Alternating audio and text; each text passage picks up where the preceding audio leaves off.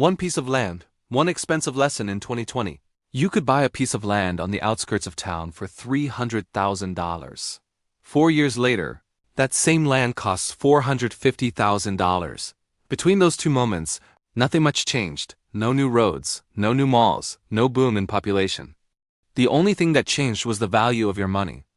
People call it a rise in land prices, but in reality, it's your dollar that lost value. That's not growth, that's inflation. And what's worse, it happened exactly as planned. From 2020 to 2022, the Federal Reserve injected over $4.5 trillion into the financial system. That money didn't flow toward you. It flowed straight to banks and investment funds, where it was used to buy real assets, land, stocks, bonds, even entire companies.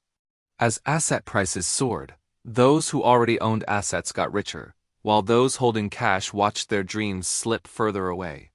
Let me show you exactly how the theft happened. It didn't need a mask or a weapon. It happened quietly, a hidden mechanism that silently stole 30% of your purchasing power. And most people never even realized they were robbed. The click that shook the economy in March 2020, when COVID froze the US economy. The stock market collapsed 35% in a month. Businesses shut down and unemployment exploded. The Fed faced two choices: let the market correct itself, allow over-leveraged companies to fail and asset prices to reset, or flood the system with money. You already know what they chose. They chose to print money, lots of it. They called it something fancy, quantitative easing. Behind the jargon, it's simple. The Fed creates digital dollars out of nothing and uses them to buy bonds and securities from banks. The banks hand over financial assets, and in return, their accounts at the Fed are credited with newly created cash. No printing presses, no trucks full of money. Just a few keystrokes and trillions appear. Before 2008, the Fed's balance sheet stood at around $800 billion. By 2020, it had ballooned to $4 trillion. Then, during COVID, the Fed added another $4.5 trillion, more money created in 2 years than in the entire previous century combined. And none of it went to you. The money didn't fall into your pocket. It flowed upward. That tidal wave of new cash went to banks and large financial institutions. They suddenly had virtually unlimited liquidity. But lending to small businesses in the middle of a pandemic? Too risky. So they invested instead in stocks, bonds, real estate, and companies. That's how the quiet extraction mechanism worked. When new money enters the economy, the first to receive it buy assets before prices rise. By the time the money trickles down to you, everything costs 50% more. The wealthy, meanwhile, had collateral. They could borrow millions at 1% interest, buy more assets, and profit as prices climbed. It's the perfect leverage loop, and the Fed was the one pouring fuel on the fire. You, on the other hand, don't have $1 million portfolio to borrow against. You're stuck with credit cards at 18% or personal loans at 12%. The system lets the rich borrow cheap to get richer, while the rest borrow expensive just to survive. That's not bad luck. That's a design, the most elegant financial heist ever engineered. A simple example. The dream of land, pushed further away in 2019, you're 28 years old, with $30,000 in savings. You've got your eye on a $300,000 plot of land, and you know you'll need $60,000 for a 20% down payment. You've already saved half of what you need. 2 more years and you will be there. Then COVID hits. The Fed starts printing. Prices take off. In just 2 years, that same land climbs from $300,000 to $450,000. Now the down payment isn't $60,000 anymore. It's $90,000. You've kept saving, adding another $20,000. Now you've got $50,000, more than before. But your goalpost just moved 40% further away. You didn't lose any money, but your dream was pushed out of reach. And here's the irony.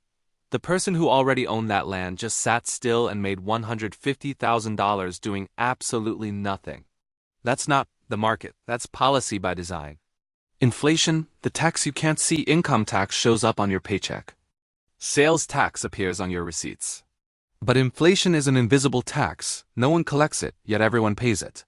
From 2020 to 2023, official CPI rose about 18%.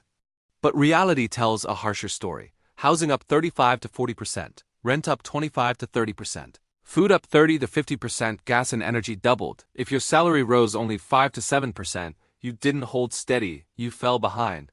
That's the hidden tax of the Federal Reserve. A quiet transfer of value you can't opt out of. The Cantillon effect. The game of who's closest to the money. Here's the rule of the game.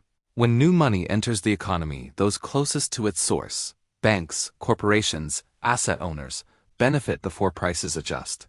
They buy yesterday's assets with today's cheaper dollars. By the time money reaches workers, prices have already doubled.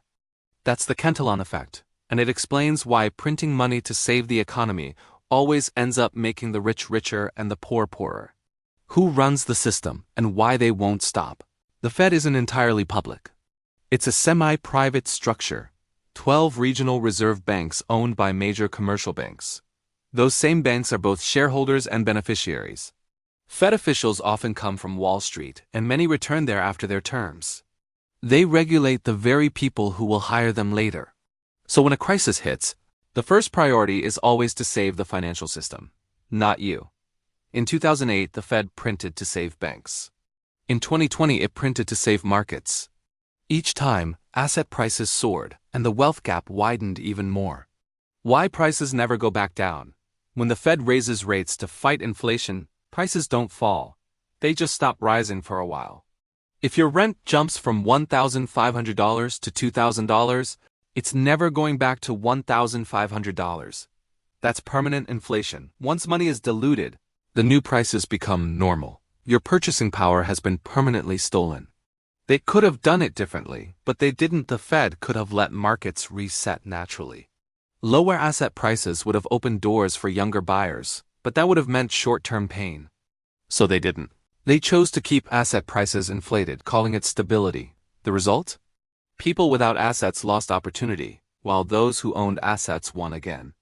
The system wasn't fixed. It was redesigned to keep the winners winning. Inflation isn't a natural disaster. It's a choice. There's nothing inevitable about you getting poorer. It's the result of policy decisions. The Fed chose to print to funnel money through banks to protect asset values, not your purchasing power. You can't stop them from printing. But you can learn how the game works and stop playing the losing role. Don't sit on cash. Learn to invest. Protect what you earn. Because one thing's certain, there will be a next round. And the question isn't if, it's when. If you've read this far and still haven't hit subscribe, congratulations, you have iron financial discipline. But hey, don't let inflation eat your subscribe button too. Go ahead, click subscribe right now before the Fed prints another trillion and each click loses 0.3% of its purchasing power. Timeline unveiled, decoding serious economics with a wink and a grin. Before your wallet stops laughing.